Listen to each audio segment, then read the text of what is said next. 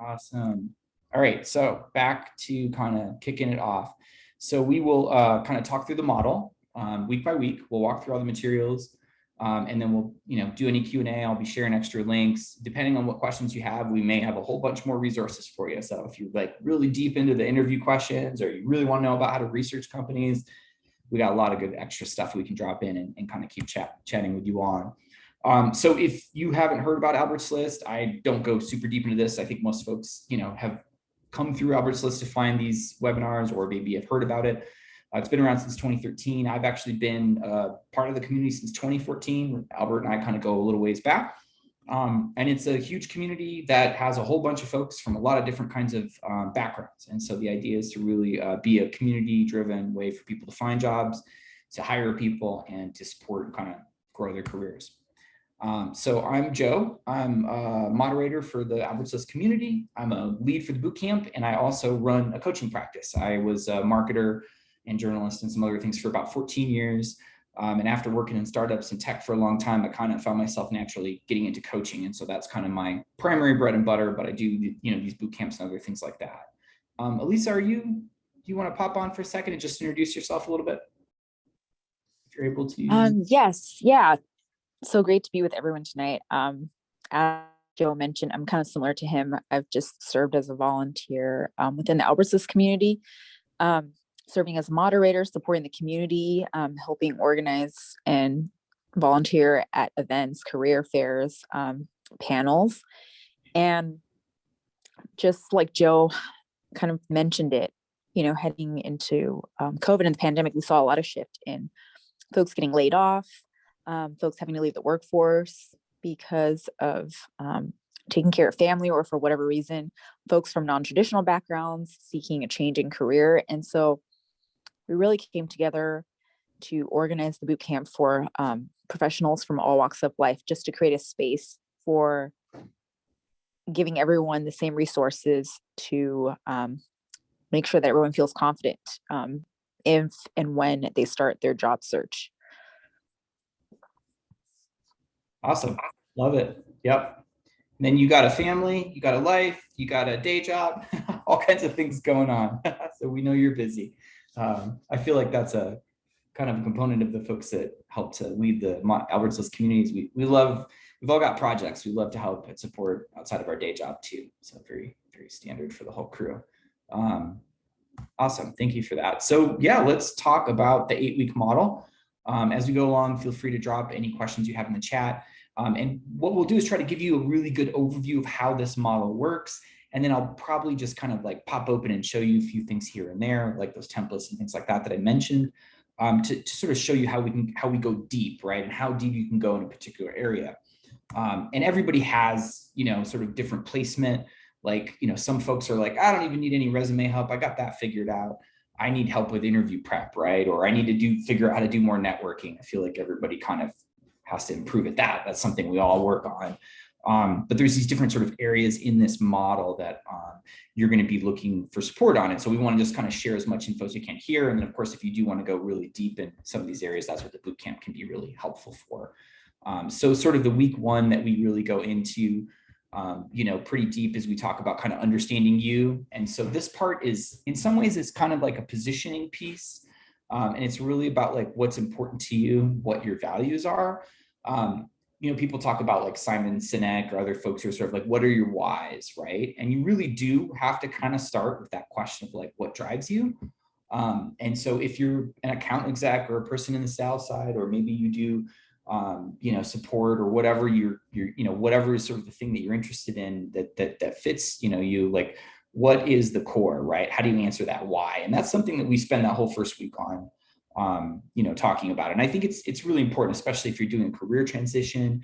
I often talk to people who are like, oh, I've been applying for these kinds of roles, and I'm getting interviews, but I don't like it, or I'm not getting very far, or I hate it, because that happens. We get the interview and we're like, oh, I don't want to do that.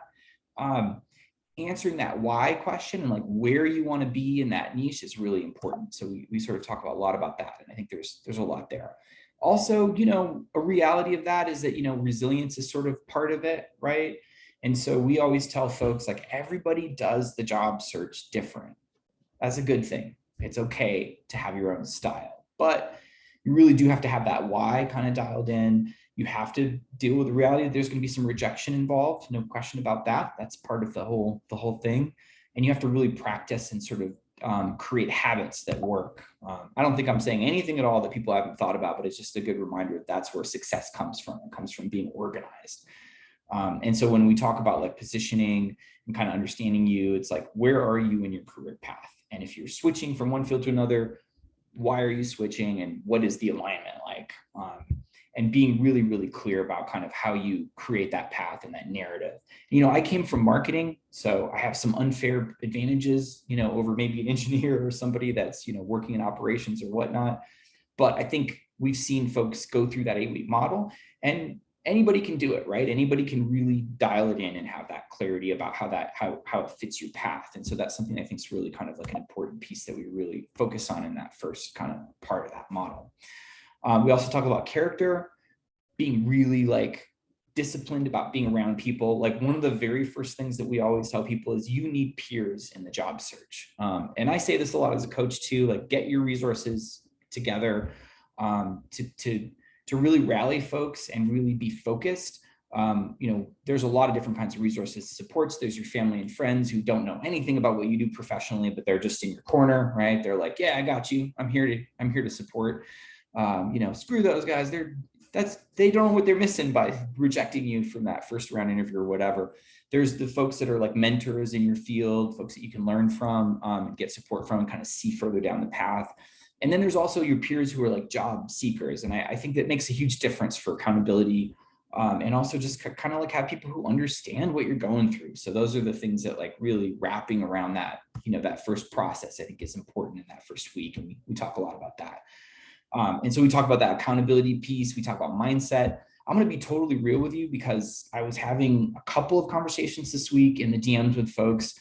And, you know, one individual, she said to me, she's sort of like, and this is just people that I'm like chatting with, because yes, I'm here to help. If I can help you move your job search, yes, love that. And she's sort of like, well, you know, I'm kind of like she's doing like DoorDash and some other things to kind of pay the bills. And she got out of a toxic workplace. She's sort of processing it. And she's like, you know, a lot of people are just sort of like, okay, you know, I'm not going to use her actual name, but like, let's say it was Mary, right? And Mary said like, yeah, you know, people are telling me I have to get back in there and like get back. And, you know, if you're not in the right headspace, it's very, very, very difficult to get your job search really tight. And so that's another piece of that commitment, right? It's just like taking the time to process, get those supports, being accountable, getting your peers, getting your brain in the right place, getting your habits and things like that.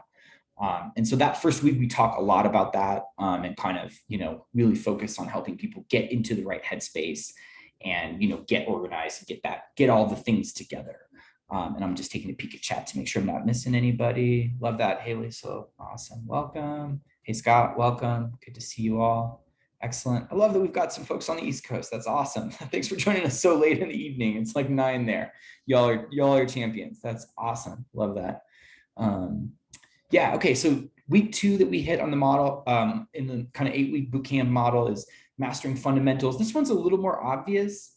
And Elisa talks about this one a lot. So Elisa, if you want to chime in for sure. I know this is kind of an area of expertise for you, but you know, fundamentals really sort of like the basic stuff, right? Like, first of all, what are my skills? What are my expertises? Like, where am I best placed to be successful?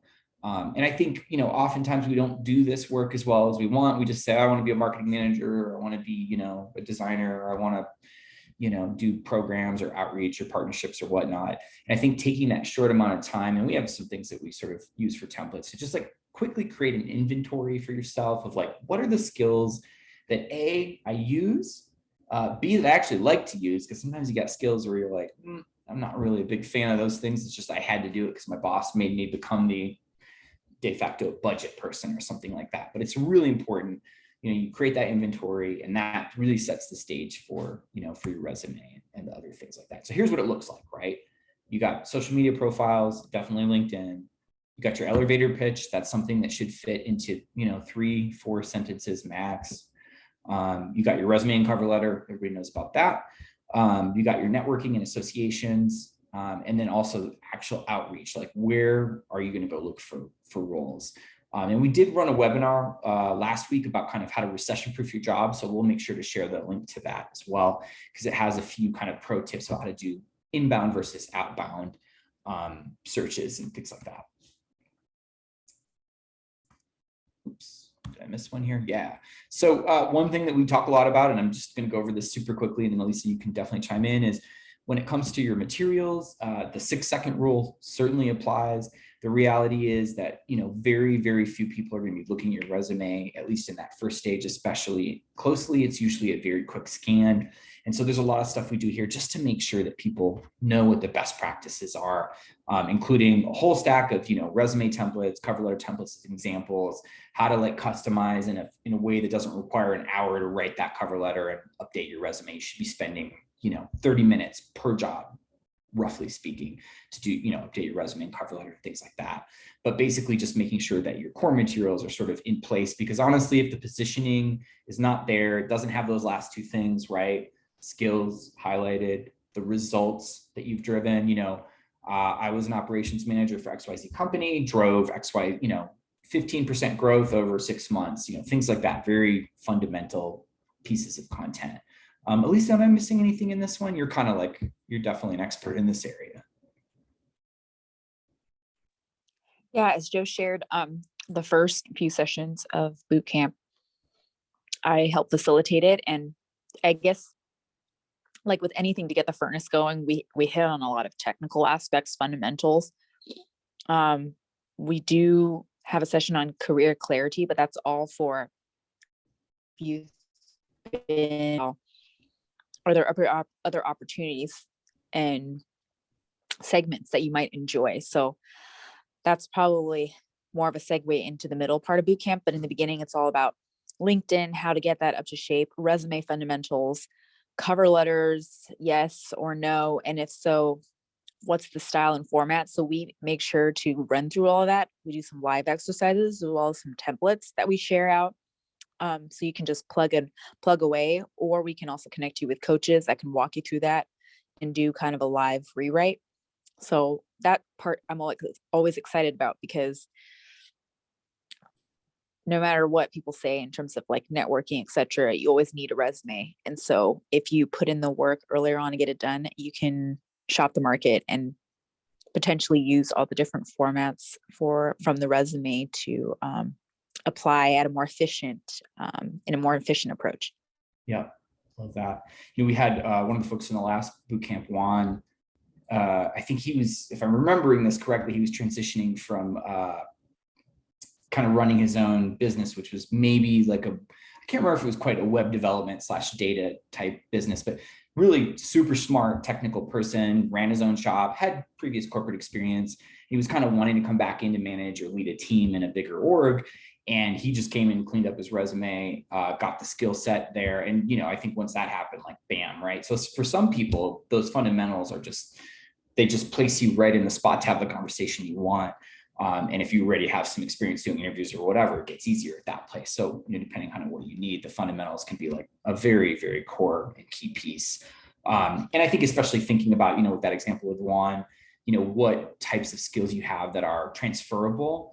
And so we talked last week in that how to recession-proof your job search webinar about, kind of recession-proof skills. So I'll just give you an example, data never goes out of style. So if you worked on a support team, for example, but you weren't a data scientist or a data analyst, but you were in customer support and you maybe led a couple projects to kind of, collect data from customer inquiries, emails, live chats, things like that. That's a skill set, right? Then you have a transferable skill set around kind of data gathering, data hygiene, data structure, and maybe some analysis strategy, things like that, depending on how much you dug into that. So just an example that there are a lot of kinds of skills that are transferable. And so we try to touch on that, because I think that's kind of it kind of helps you get to that point where you're oh, that's what I really like to do. These are the skills I have in my current role or past roles that I actually like, and also that are very sort of marketable. And if I can just sort of package them correctly and tailor them, then I'm going to be able to have that list of, job titles and things like that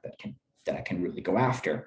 And it doesn't necessarily have to fit oh, I was this, so now I have to apply for jobs that have that same job title. Really that transition piece I think is helpful. And then we talk a lot about kind of the personal brand piece. I think making it authentic is kind of a big deal. It's one of the harder parts for folks, but I often tell people, and this goes into the interview prep piece a little bit, like if you can kind of develop your why, and just as an example, like let's say, early in your career, you did have an experience where you're like, wow, I worked on a support team and I got a chance to kind of collect, and try to create some insights from customer emails that we would get. We would get, 100 emails a week and on the support team. And I was responsible for sort of trying to figure out some of the top insights on a weekly basis. That's how I became really excited about data. That led me to a career in data analysis. And so now I'm, growing my career as a data analyst, data scientist, whatever. So things like that really help you just kind of dial in what you want, what your skills are, but also how you position yourself and kind of your brand. What are you known for? What are you interested in, really? And I think it also makes the elevator pitch process and kind of the interview process easier because you're doing it in a genuine way. And so we talk a lot about that process too. I think that's something that's really important. And then of course, there's also some more like, fundamental stuff, which I mentioned, like how do you find jobs, inbound and outbound. I think most people turn on the ZipRecruiter, the Indeed, the LinkedIn notifications to, get the heads up when you have jobs that might fit. But there is outbound work that you can do. There's lots of things like informational interviews, where you reach out to people at, potential organizations that you're interested in, or in the type of role or industry that you might want to transition into, for example. Lots of things you can do there practically. And then obviously, different kinds of job boards and job sites and things like that. And then there's also a little bit of support too, if you do need it and you're kind of more in that piece of like exploring, okay, what do I do next? Or what do I really want to do? Career centers can be really helpful. And so, we're quite patched into those in the Bay Area. There's quite a few that we typically recommend, including like NovaWorks and Tri-Valley Career Center and others. And many of those are actually also now quite virtual. So you don't even necessarily need to be in the Bay Area to use some of those services and take advantage of some of those resources, materials, and things like that.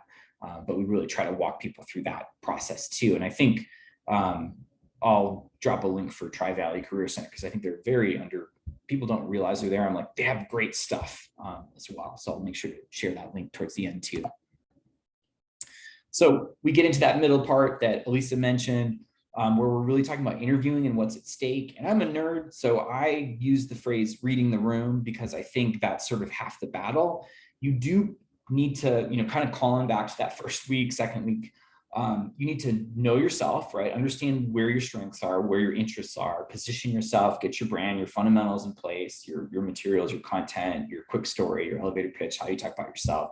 Then you get to this interview stage and you're really trying to read the room, right? Understand what's across the table and kind of match your experience, your skills, your interests to that. And so we go through that a lot. We also talk a lot about the kinds of interviews because I think this is sort of not as well known, but there are a lot of different kinds of interviews.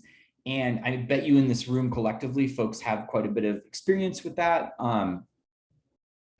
But you've got your very standard recruiter screen. That's the 30-minute phone call.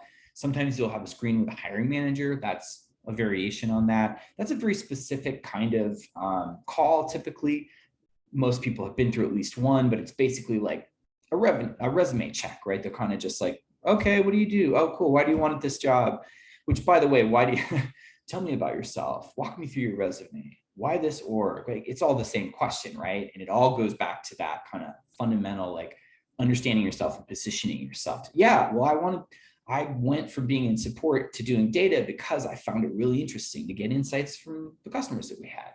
So whatever story you have, of course, is your own, but that why is going to be really important.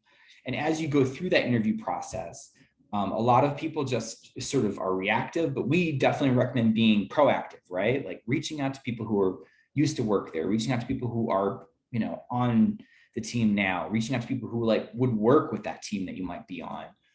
And that, as you go through that interview process, sometimes that kind of plays out too, where you get introduced to different people for, for that quick read or that quick check-in and things like that. And by the way, I wanted to, let me show you really quick. I'll drop a link in chat here. Hang on. Oops. Why am I always, oh, there it is. Sorry, I always hit that. One of the things that we talk a lot about is outreach. And so I kind of mentioned that a little bit. If you're in the Google Drive doc, and I think that link is not too far up in the chat. If you pop up, yeah, it's up here, 710. So this link, a little bit further up in the chat in that drive. This is these are open source materials that you're welcome to use. Make a copy, right? So open up this one if you want. This is kind of the outreach templates, messages, scripts doc. And you can very easily make a copy. Just go to file and then it'll say make a copy up here on the top left. You can download a copy if you wanted. I guess you could even email it. That must be a new feature with Google. But yeah, make a copy for yourself and you can kind of use it. This has a whole ton of stuff in it. It kind of includes like how to, and I just developed this a while back and kind of included it in the boot camp and some of these webinars we do. Like, what does it mean to create meaningful networks and relationships online? I think it's, people kind of forget that it's about having a good conversation. So there's some info on that. There's also this kind of set of templates that is, I call sort of like the power of the small ask. And, I won't go super deep into it, but like, if you're reaching out to someone who is a potential teammate or, potentially an internal partner at a company that you might be interviewing for or whatnot, you probably don't want to ask them to spend an hour with you. You might not even want to ask them to spend a half hour to get coffee. You might, if you can keep the ask really small and say like, hey, would you be open to a quick question here by DM or maybe by email? Oh yeah, okay, I guess I'll do that. That doesn't sound too hard. Then you ask them the question. Oh, thank you. That was really helpful. I really appreciate that. If I think of anything else, would it be okay if I reached back out? Yeah, of course. Next week you get that recruiter screen, right? Or maybe you're in that hiring manager interview.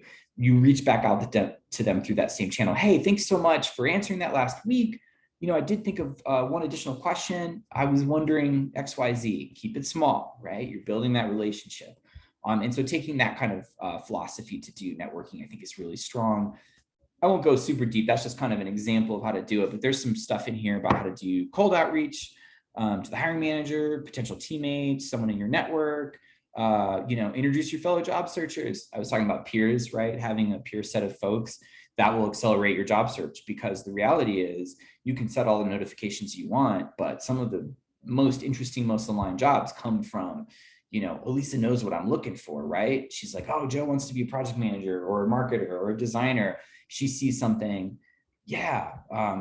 Joe, this looks like you, tags me in it, sends it to me, whatever the case may be. And so building a little bit of a relationship with your fellow job searchers is a really smart thing to do. And I've literally seen people get jobs just using this template. So freebie, right? Don't forget to do that.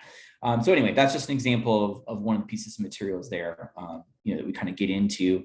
And I think in the interview process, you have an opportunity to really sort of do that strong outreach. And I think people miss that a lot, but it's a really good piece right in the middle of your 8 weeks, right? If you're on it.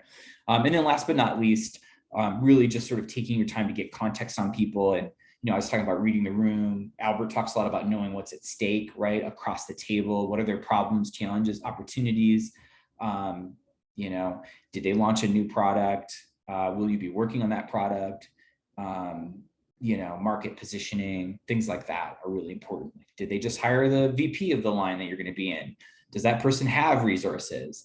Or do they have a lot of experience managing a team? Things like that, really do come up in that interview stage. And you're interviewing across the table as much as they're interviewing you as well. So this is sort of like the core part of it, right? Albert talks about mitigating risk. I talk about reading the room. It's like making sure that people understand if you get to the interview stage, they probably think you can do the job based on your resume, right? Okay, yeah, I see a fit. Now they need to know how you're going to do that, right? And so it's really about these two core sort of areas. Oh yeah, I could absolutely, I'm good at picking up new tools. In fact, I've used Docker because I'm using a technical example I'm not qualified to use, but yeah, I'm really familiar with, data lakes or whatever the case might be. So even if you haven't used the specific tool that they have, you could share how you would. Oh yeah, here's how I would typically onboard a new tool. Usually I do some discovery. I talk to people who've used the tool before. I do a little research in forums and, discovery and help docs and, documentation and things like that. And those are the kinds of things that we really focus on in the interview, using the STAR method and things like that. Not in ways that make you feel kind of weird and like you're repeating a script, but just so you get comfortable really doing that type of interview and reading that room and, kind of mitigating that risk across the table to let them know. We also talk a lot about the kinds of questions. So, I mentioned earlier, you get that, informational question, like walk me through your resume, which is also sort of like, why do you want this job? We get situational or behavioral, like, hey, Maria, like, tell me about a time when things didn't go well. How did you handle it? How did you fix the situation? What are the steps you take, right? Very normal process. We talk a lot about those kinds of questions. And then you get sort of hypothetical, like analytical and data-based like question. How would you approach this problem? Well, I don't know how to solve this problem, but here's how I would go about it, right? Some of those kinds of things that often come up in interviews. So, and this is like very core stuff here, right? Alignment, culture, team, workflow, communication. Colleagues want to know that they can count on you. You know, everybody wants, you know, as much as you can understand what's at stake and what the context is, you know, that's big, right? This is sort of really the meat and the bones of the interview process. And we really do talk through it a lot. Hopefully some of this is a little familiar, but if it's not, these are really things that you really want to be thinking about as you go through that interview process, because this is what's on their mind, right? And I've been a hiring manager. I've, you know, hired folks as well as been on hiring teams, as well as gotten hired to roles. And, you know, chatted with lots of recruiters and hiring managers about that process. And, you know, these are the kinds of things they're really wondering, like, okay, yeah, we think they have the skills. It looks like they know what they're doing, but like, what's it going to be like to actually work with them? Are they good communicators, right? You know, do they do a good job of setting expectations? What happens if things get off the rail? How do they get it back on? These are the kinds of questions that people are really needing to know answers to. And sometimes they don't ask you that outright. You have to kind of like read the room and intuit that. That stuff kind of comes up. Oh yeah, awesome. No problem. I'll there's a request here for the Google Drive link. I'll pop that back in. And Lisa, feel free to chime in too. I'm always like, I go fast, I know. But yeah, these are other kinds of questions that, like, if you can answer these 4 questions and then think back to some of those things on that last slide, you're going to be in a great spot for interviewing. I think that's sort of, yeah, that's sort of the core piece. All right, here's the, let me reshare that link real quick. Yep, looks like it's accessible by everyone. And again, these are all open source materials, so feel free to make a copy, customize it to your needs. It's just something we created. These are a few of the materials from the bootcamp. It's not everything that we have, but you know, it's a few things that we know are really helpful for folks who are in the job search. So, all right, let me pop the slideshow back on here. Perfect. Oh, let me mark that.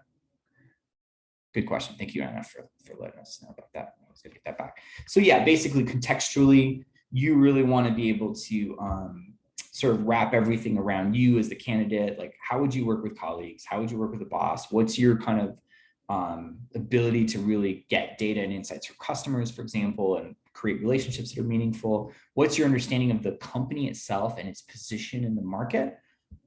Those are all the things that, like, if you kind of wrap it around you so that your potential future boss and future team understands that you can kind of see the bigger picture, that's, you know, that accelerates the interview process quite, you know, quite fast. So how do you figure it out, right? Well, you got to do research. You got to try to get a 360-degree view. You got to go a little bit deep for sure. And you have to be really sort of clear. I call this kind of the red flags, green flags list, right? Make yourself a list of things that you feel really good about as you go to the interview process. And of course, note the things that you're like, yeah, yellow flag, maybe red flag. 2 yellow flags is usually red flag, typically. Those are things to really pay attention to. Yeah, those are, you kind of figuring out the stakes across the table is really important. Before I pop over that, does anyone want to see, would it be helpful to show you an example of like just kind of the kinds of things that we do for research? Put a 1 in the chat if you're like, I want to go a little deeper on this. How do you determine the stakes across the table? If there's any interest, I'm happy to do that. Yeah, okay, got 1. All right, and I wonder, and you can answer this on your own time in the chat too. How does everybody feel about like how good you are at this part of it, right? When you're kind of somewhere in the interview process and you're trying to figure out what's going on across the table, get some context, feel stakes. Do you feel like, yes, I feel good? Drop something in chat to let me know, because I'm going to kind of peek at it a couple of times while I do an example of research. Because I think it's something where like, sometimes we know a lot about research. Sometimes we're not sure exactly what we're supposed to be doing when researching. So here's an example. Actually, this is an example that I was looking at today. Oop, let me pop it up here. Okay, so yeah, I was just taking a peek at this. It's a company called Datadog. They've got marketing jobs open. I think it's a marketing operations manager job. Let's see. Yep, pop that open. Okay, size that. All right, so job openings at Datadog. Let's see. It's team lead. Okay, here it is. Perfect. Team lead, marketing operations. All right. So I'm going to read you just a really quick, give you a quick example of how you can kind of read the room and sort of figure out what the stakes are across the table. So team lead, marketing operations. Marketing ops typically does a lot of like kind of automation and tool sets. So if you're not familiar with this kind of unit, it's not wildly common in smaller companies. It's usually in bigger enterprise level companies. Marketing operations is usually sort of running the tools, right? Somebody sort of paying attention to Salesforce and how to structure it, making sure that, you know, sales team, marketing team, other support team, et cetera, are able to use it. So there's a lot of like tools, integration, data management, data hygiene, things like that are very, very common in a marketing operations role. So things I would be looking for in a job description like this as I'm trying to figure out what the stakes are. Who do they work with? So this team lead works with campaigns. So demand gen, that's a team. Partner marketing, that's a team. So these people are creating a lot of content and doing a lot of outreach for partners. Okay, rely on marketing ops to build, track, and report on campaigns, webinars, and content promotions. So probably a lot of like campaign development strategy. Okay, automating and executing digital marketing campaigns using Marketo. Okay, that's good to know. That's the tool. Which if you haven't used Marketo, but you've used Salesforce or Eloqua or a similar, you know, oriented automation campaign, or even maybe you've used a less sort of fancy enterprise version, like, you know, MailChimp has some of those elements, you could potentially make the call for that. This role also includes building, managing, and mentoring a small team. Okay, collaborating with leaders across departments, feedback, automation, campaign requests. Okay, scale and automate this. So this is the meat of the job for sure, because right now there's probably a lot of heavy lifting by each of those teams to create these kinds of campaigns. So they're looking for someone to kind of really streamline and grow that ops team. Integrating data from disparate systems. How do you create consistent KPIs and reporting if you've got all the data over here in Segment, you know, a data tool, and then, you know, 2 or 3 or 5 other tools, like getting it all in one place, right? What's the sole source of truth? I laugh because that's a really hard job, right? So that would definitely be interesting.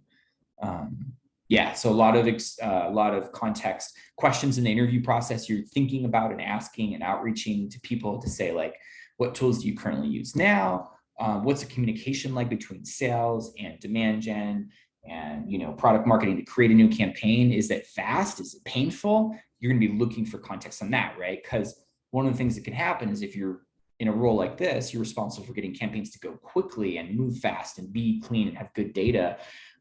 You know, the risk there is like it takes a month to launch one campaign. They're probably not going to be happy about that, right? Or you're able to move a lot of things, but there's not a lot of visibility into the integration piece, the clean data, right? So those are the kinds of risks that you're going to have to be able to kind of think about, navigate, ask about, and, you know, sort of position yourself to help with. So that's a very small example, you know, from that, just from a job description alone. Make sure I'm not missing any here. Okay, so, oh, cool. Sorry, the question about kind of what's required. Yeah, and just by the way, because I think, let me make sure I'm not missing. Yep, perfect. I think this is one of those things that's a little harder to read in the process, right? Reading the room, kind of getting context, figuring out what the risks are. A lot of times the answer is not necessarily in the job description, because I think everyone here can probably, like, you know, raise your hand and say, like, wow, I've read some bad job descriptions. So they're not necessarily doing a good job, although this one's pretty straightforward. But you're really going to be looking for what problems exist, what teams would I be working with, what are their challenges, what kinds of, you know, things am I going to be having to solve, like dirty data, right? That data integration example that I was just sort of showing you, like integrating data from disparate systems, what a problem. And it gets worse the more tools you add and the more content campaigns you create, right? So like this role is this is gonna be huge. This is gonna be probably top 3 problems that this role is gonna be expected to help solve for other teams. And there's other things you can do too, in terms of research, like just as a very quick example, like I always tell people, like, make sure if you're not, close Datadog revenue, like make sure you're looking to see like how are products performing. So this is what Datadog made last year. That's $1 billion, chunk of change. They've been around since 2010. Okay, so they're about a little over a decade old. I might be looking at like quarterly. Might be looking quarterly. And this is a very small example. I'm not going to go really deep here, but like you might look at their quarterly financials and you might, read a recap of that, their sort of how they did that quarter, what they said to investors. And in that recap, you might realize, oh, wow, they're actually, they're dealing with like, they just acquired a company. So they're trying to like kind of, make that work, or they launched a new product and it's really successful, or it's not successful, or they just launched a new product and we don't know yet, but I would have to work on that, right? Or the team I'm on would have to work on it. So those are the kinds of things where you're trying to like see what are the risks. And then, the other thing you can do very much so is, let's see, let's go to data.news. I think I was reading like was Yahoo Finance, or no, it was another one. Data. You can look up kind of like, oh, here it is, Alpha, Seeking Alpha. This is like an investor analyst research. A lot of the stuff in this, just an example, I don't even know what some of this stuff means. Rule of 40 score in excess of 90. If anybody here knows, please tell me in the chat. It's a mystery to me, but there's a section, close the pop-up. Oh gosh, is it gonna make me create an account? It is, hold on. We're gonna go into a private browser. Sometimes after you read the article a couple of times, they're like, we're going to make you sign in. Anyway, so there's a section in here, I'm looking at the stock to see how they've been performing the last year. It's going to make me sign in. Anyway, there's a section in this article, which you can probably read. It's just intuiting that I've already visited and they're trying to get me to subscribe. And it literally says they had 1,420 enterprise customers last year at this time. And then a year later, they've got 2,500. So, and these are customers that are 100K and more. So you just read the room to realize that like, wow, the opportunity here is that they actually almost doubled their customer list in the last year at that 100K or above. So they probably need to figure out how to extract more revenue from those existing customers. That's going to be a really serious thing for this team lead of the marketing operations side to go after. Bam. Now you know what an opportunity and a risk is, and you can ask about it in an interview. So anyway, that's just an example. I went a little deep on that one. I'll kind of pop back, but I just wanted to give you all a sense of the kinds of questions that you can ask in the interview process, as you're kind of thinking about that, how do I like essentially, kind of address the risks or kind of the hidden questions that they're asking, right? Because that can happen for sure. So, okay, pop back to slideshow. Elisa, I know you're chilling out at the office. Anything I'm missing that you can think of before I go into the kind of the positioning piece, weeks 5 and 6? No, this is awesome, honestly. And Joe does a really great job at running through these modules. I'm kind of earlier in the chain. I guess it could be like Joe and I tag team on this. I guess I could be operational excellence, like get the resume tip top, get LinkedIn, get everything updated, career pivots, brand. And then Joe handles some of the gray areas. That's a little bit tougher to navigate. So just, he's sharing a lot of great insights on this. And so we want to keep the session informal. So if you have any questions, just pop it in the chat. Awesome. Yeah, please do. And let me know if that was helpful too. I mean, I went a little deep on that one, but I just wanted to give you all an example of like how, once you get the materials, positioning, skills, all that stuff, core stuff dialed in, then you're doing the work to kind of apply and get, those at bats, right? Then you're reading the room, you're doing the interviewing, you're getting context, you're trying to figure out what the risks and opportunities are. And then you're kind of in a positioning piece, right? Which is sort of like trying to finish it off to be successful. And so that's where like the soft stuff, the leadership, the communication skills, and things like that come in. And so these are, those dynamics that you really want to be clear about positioning yourself, like, because your future boss or future team is going to want to know, like, okay, how is this person going to adjust if we have a change in the business, if the product goes a different way? How quickly are they able to kind of capture new skills? Things like that, I think, are really important. And I know folks are feeling it, right, in this market, especially whether you're in a role right now or you're actively job searching for a new one. Being able to be flexible and kind of stay nimble is a really big part of that positioning too. And so being really clear about like kind of that alignment's important, but it's also about making sure that you feel that fit yourself, right? Because I think sometimes as we get through the process, we get into that kind of reactive mode where people are like, oh my gosh, I'm just happy to have this job. Yes, but what if you get this job? What are the stakes going to be, right? What is it going to be like? And so that's sort of that navigating that piece and thinking about like, and half of that is reading the room, by the way, and getting context and understanding the risks. Because if you are able to kind of get through that process, they're going to already feel like you're already there. Like, yeah, wow, Maya totally gets it. Like she absolutely nailed our biggest challenge, which is data integration. We have dirty data or disparate data from different systems. And I love how she talked about, taking these two tools that she works with in her current role and finding a way to make the data work together so that there's real insight, right? Bam. But, great job there, right, Maya? Great work. But also, how much are they, support, resources, et cetera, are they going to give you if you're in that role? What, what's that negotiation going to be like? So those are the kinds of things that we talk a lot about. And we talk about this too, kind of in the fundamentals piece, that Elise and I were mentioning earlier, but, really being focused on like, what am I driving? What growth, what quantifiable business impact am I growing, kind of driving? How is that impacting the bottom line? How is that making things run smoother, faster, make people happier and more excited to show up on the team? Things like that, where you can really talk about and kind of focus to position yourself. And that really is, those are leadership skills. Albert talks a lot about this, just the ability to understand kind of the context and read the context and kind of help not just, your deliverables and your growth be successful, but the people around you be successful. That's what people are really looking for in that kind of middle stack when you're getting down there to get close to offer. So that's the last piece we talk a lot about. And I think this kind of goes back into that bucket of like fundamental stuff in a way, offer letters and negotiation. People come from very, very different places on negotiation and offer letters. I think it's a little more sort of, bread and butter, but there's also a lot of room for variation. And by that, I mean, like a lot of people just think about negotiation and offers as being about salary.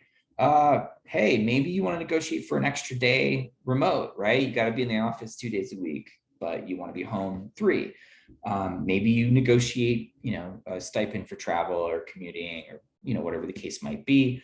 Maybe if the company covers healthcare premiums 100%, you take a smaller salary because you got, 2 kids and another, kid on the way or whatever the case might be. So you really do want to keep that negotiation process flexible and open. And we go pretty deep on that in the piece, and kind of talking about like, what is the preparation? Because it is 90% preparation, really. Most of the time, by the time you get to that negotiation moment, it's like pretty much how you set it up is going to, it's going to play out a certain way by that point. And so we really go into that. We've got some templates and things like that for negotiating your salary. If you look in the Google Drive doc, I think that's in, let me check which doc that's in. Interview and offer conversations. So that's this doc here. This one's not as extensive. We just sort of put this one together in the last couple of boot camps.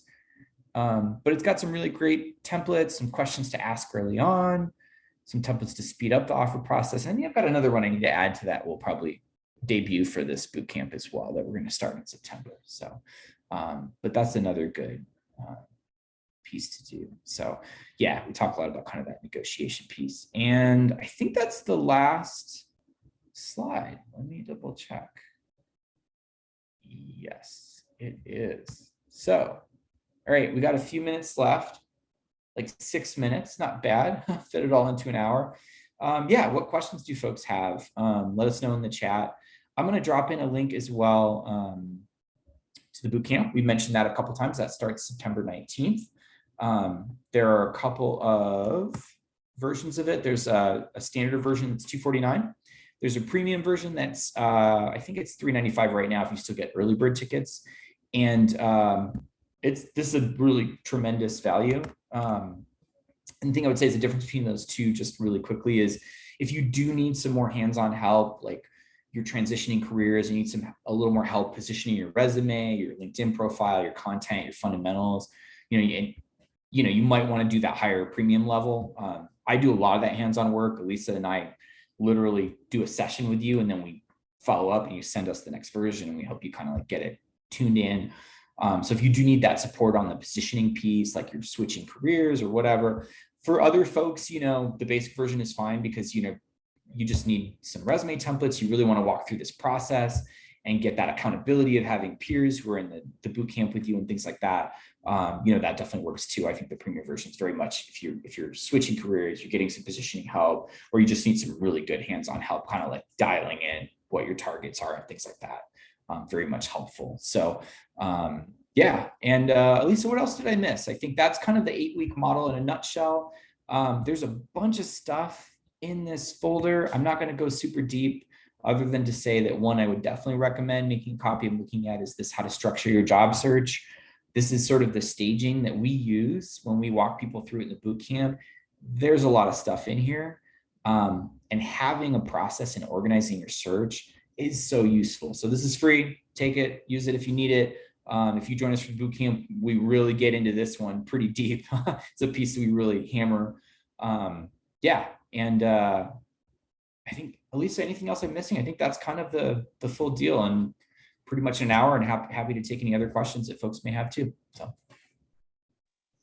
No, Joe, honestly, you're so in depth. You covered all of it. The other thing I would add is part of what we feel is the benefit to boot camp is the community that's built.